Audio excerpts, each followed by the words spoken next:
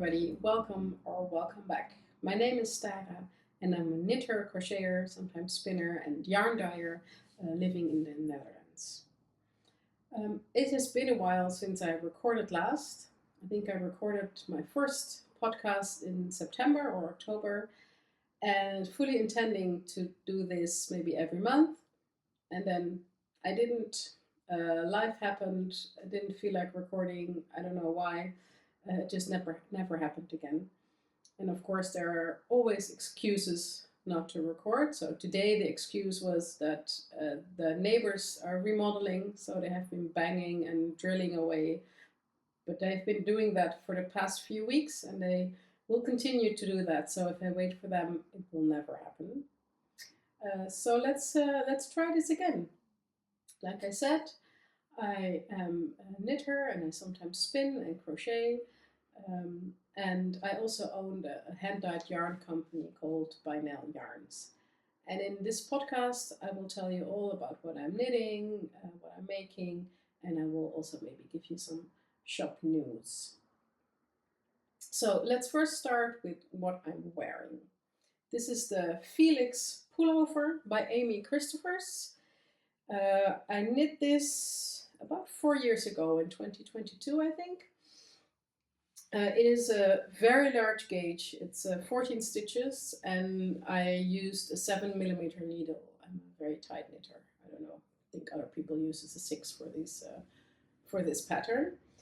It is knit out of Folklore Yarns Tradition Aran in the color Malvina, and this is an Irish Donegal tweed.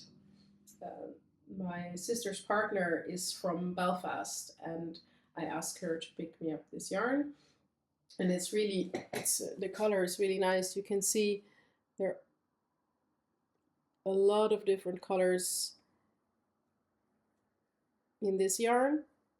So dark purples and grays and blacks. It does need some depilling, I think. But it's very comfortable. It is not very soft. It is, like you say, rustic, but it really doesn't bother me, and I don't wear it on my bare skin. I always have something underneath.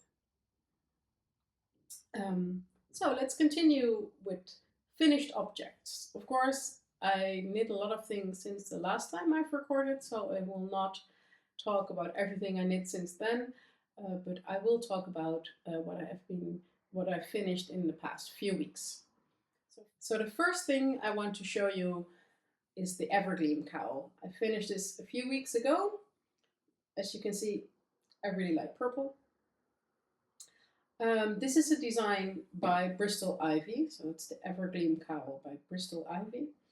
And I started this, I think, over a year ago.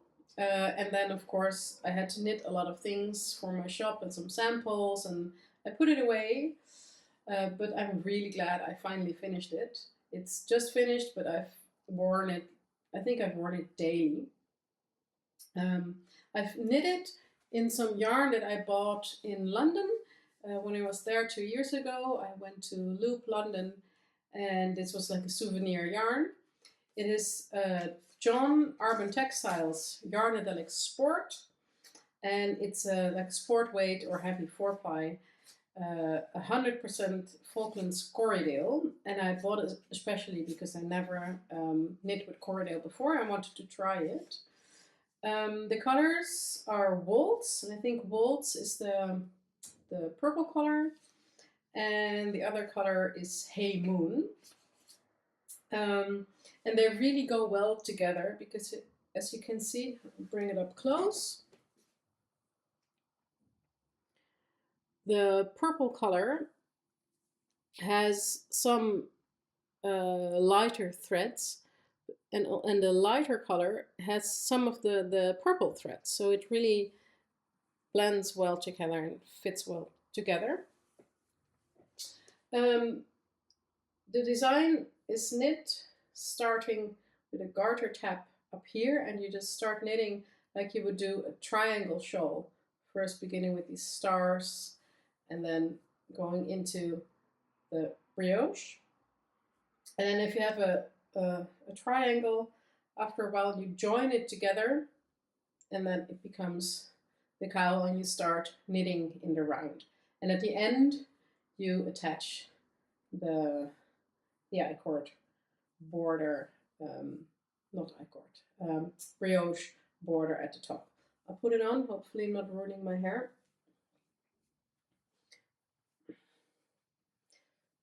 So what I really like about it is that you can just put it on and it stays there. It's not like with a shawl that you have to wrap it around and sometimes it slips, but you can just put it on and it just will keep there. And I usually tuck it into my coat. It keeps me really warm. Yeah, so really happy with this. The Corriedale is really soft and squishy, and I would definitely knit with Corriedale again. I really like this yarn. So that was my first finished object. So the second thing I finished also 2 or 3 weeks ago, is my own design. Also a cowl. There's a theme here, purple and cowls. This is the Amber Rice cowl. The color is not really showing well. It's a little bit more orange than the camera picks up. I designed this cowl because I wanted to make something out of a sock set that isn't socks. So I make a lot of 70-gram sock sets, so 50 grams of main color and 20-gram mini. And of course you can make socks with it, but you can make so many different things besides socks. So I designed this cowl. It starts with a rib with these little, what's not cables, faux cables. And I used a contrast color for it. And then the body of the cowl is a lace pattern and ends with the rib again. I'll put it on as well. So you can see, because it's so lacy, it's very light, and I think it's a perfect thing, you know, for in spring or late autumn when it's too warm out to wear a scarf or a shawl, a big shawl, but just a little thing just to keep your neck warm. So, like I said, I made this using a 70-gram sock set. So one of these, this is a 50-gram main color and a 20-gram mini.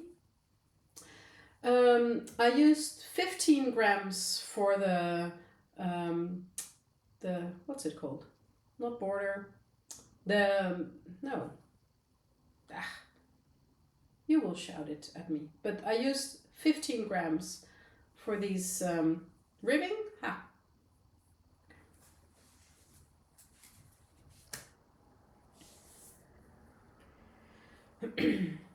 So like I said, I designed this with a 70-gram sock set.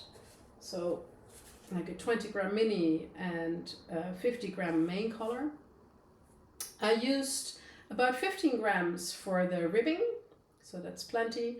And I just continued knitting until my 50 grams ran out. I think I have just a tiny nugget left. So 70 grams will give you a cowl this size. But of course you can use any leftovers for the ribbing and a full skein and make it even longer, which will sit more tightly, no, not more tightly, more thickly around your neck. So the Amber Rice cowl.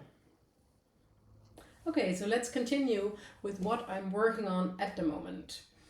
I have a few things, mostly knit out of my own yarn because I still need a lot of samples for the shop, so all my other projects which are just for me are waiting a little bit, but they will come. There will be a time when will have time to knit more for me and less for the shop.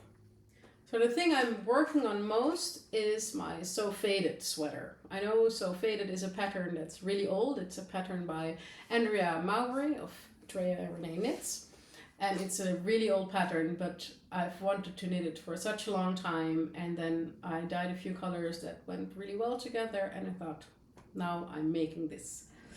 So I'm almost done with the body. I actually, last night I started the bottom rib, the bottom hem. So I am really glad and really happy about how this fade turned out. I am not using the fading sequence that Andrea suggests. She says, I think about 10 rows of just 1 by 1 stripes.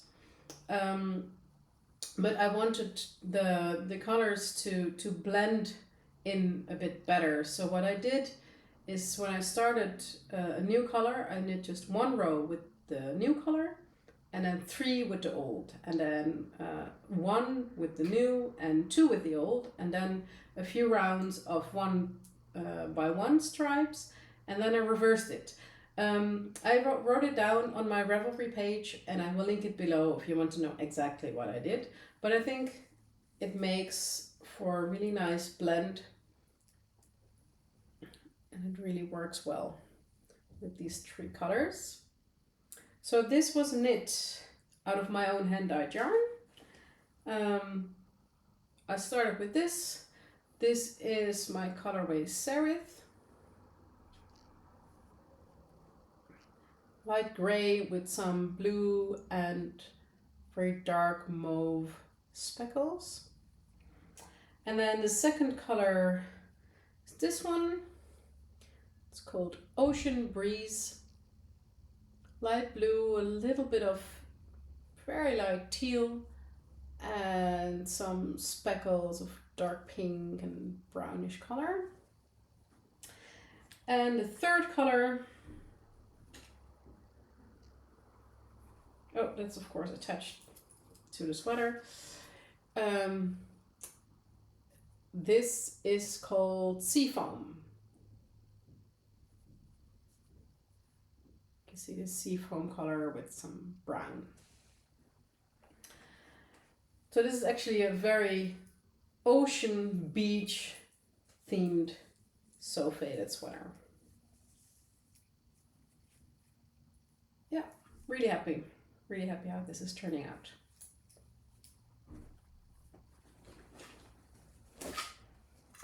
Okay, so my second work in progress is actually something that was not almost finished, but was really far. I started the sweater called A Game of Croquet by Rachel from Unwind Knitwear. And I started it in December, I think before Christmas. And it was really far because it's a really intricate color work pattern, like you can see. These yarns are in the way. Very complicated, very beautiful color work pattern. And it was really far. I already split for the sleeves, and it was somewhere here, and I was a little bit concerned. It looked small, but then again, you know, I thought I was getting gauge and it should be fine, but I did try it on, and I couldn't. It was so small, I couldn't even put it on. I did put it on my 10-year-old daughter. It fit perfectly, but as much as I do love her, I don't want to knit a full colorwork jumper for her that she will wear for maybe 2 years and then won't fit in anymore. So I ripped everything back and started again. So now I'm this far. I have been knitting on it, but not as much because I've been mostly knitting on the Sew Faded. Life has been busy, and the Sew Faded is really simple. It's just simple stockinette, and I don't have to think about it. And for this, I really have to concentrate and look at the pattern and have the pattern next to me. This I'm also knitting out of my own yarn. The main color is this one. It is called Belle Époque. It's very light beige color with speckles of green, yellow, and purple, some blue. And the contrast color is this one, and this is called Aranya, and it looks like a very solid green color. Well, maybe not. Maybe you can see it on the screen. I'm not sure. Is it focusing? Yes, now it is.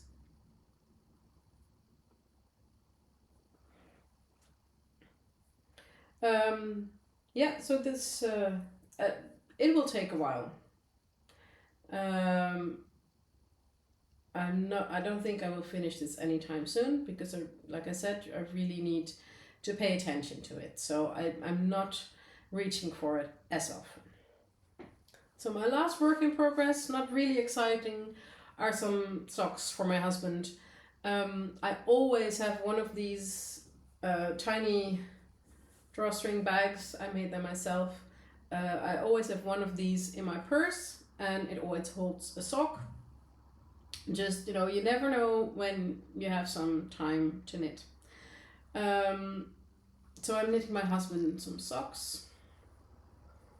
This one is already quite far. I think it just needs maybe 10 rounds and then I can get onto the toes. And the other one, I just started the other one, just a ribbing. So this is my purse knitting, and whenever I have a little bit of time, I knit on them. So they're not in a hurry. They will be done when they're done. Okay, so let's get into spinning. That I have been doing, spinning. I have been thinking about it for years already, and I tried a little bit with a friend of mine who has a Turkish spindle. Didn't really work out, but I have been thinking about it and always thought, oh, I don't need another hobby. But then I was vending at the Breidagen in Breda in beginning of February, and I was exactly across from the spinning plein, it's called. So there were a lot of people with their wheels sitting and spinning, and a stand across me was the Wolle, and they sell spinning wheels and drum carders and like everything you need for spinning, and of course a lot of their own wool. So I was there for 2 days and I saw them spinning all the time, and then I think on Saturday at almost the end of the show I was thinking, okay, I'm going to do it, I'm going to try it. So I went to the stand of the Wolle and I bought my first spindle. Let's get this whole basket. So I got this spindle. It's a spindle by Lohmar. That's a Dutch company, and I really like that idea to get a Dutch spindle. It is a quite heavy one, which I'm told is good for beginners, which I very much am. So that also means that I can only spin either a little bit thicker, or that it has to be spun really well, so with a lot of twist in it, because otherwise it will break. And I think I'm really hooked. With knitting, it is a very, I have a very good muscle memory, so I can knit without really thinking about it.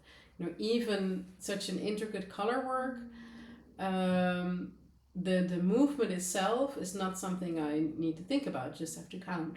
But with spinning, I have to really pay attention with what I'm doing. I have to really pay attention with the amount of the way I draft, and is it not too tight? Am I not holding it too tight? And then so it's I don't have time to think about anything else, which is nice if you're really busy and a lot of things are going on. So I think that's why I really enjoy the spinning. So I'll show you my first skein. So this was my first skein, because of course I bought this spindle and I needed some wool. So I bought this 100% BFL braid from Vrouwtjes Wolboutique. And this is the first thing I did. You can see there are a lot of thick spots. It's not focusing. Here. There are a lot of thin and thick spots. There are also some I think I really like how this turned out. And all in all, you know, for a first skein, I think I'm really proud.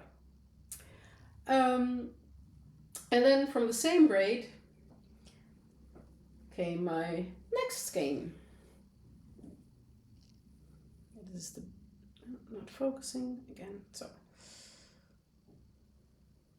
already so much better.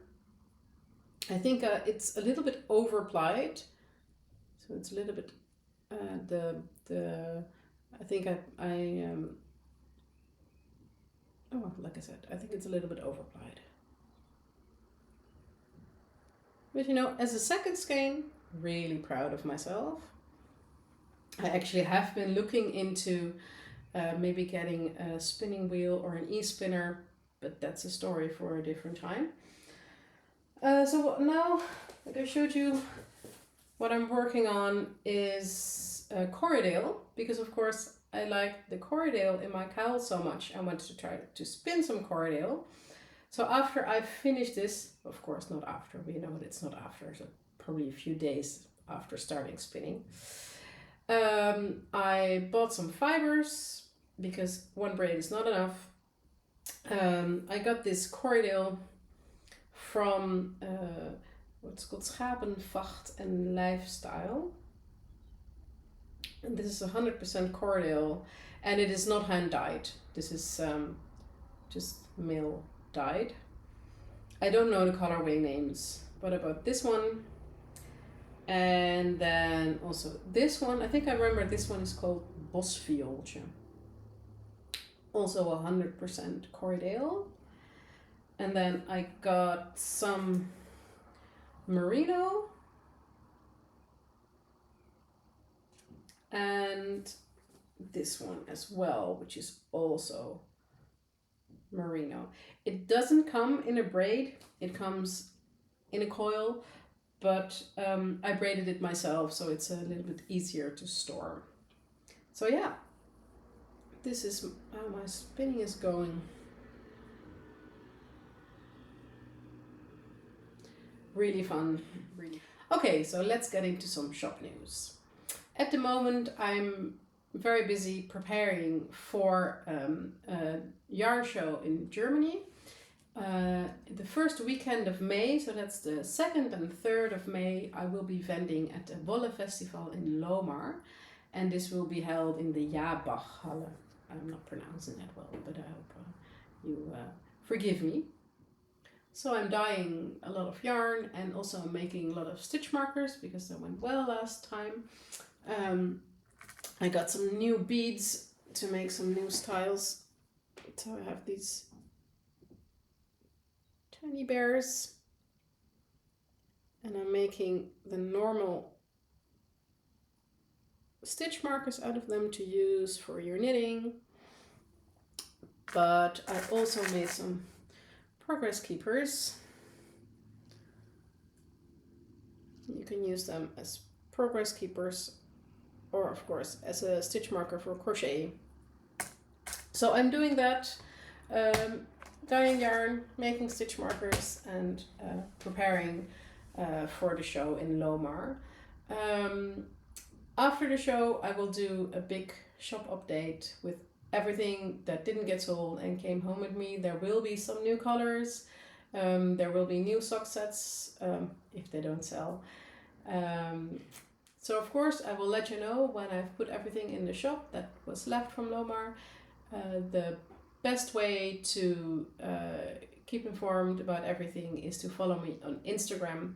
Of course, I will put everything down below in the description bar. You can find everything that I talked about. You can find links to my store, my Ravelry store, and my Etsy store, and everything else you might need. And anything else, you can always pop me a comment and ask me a question. So hopefully I will see you again in a few weeks and not a few months.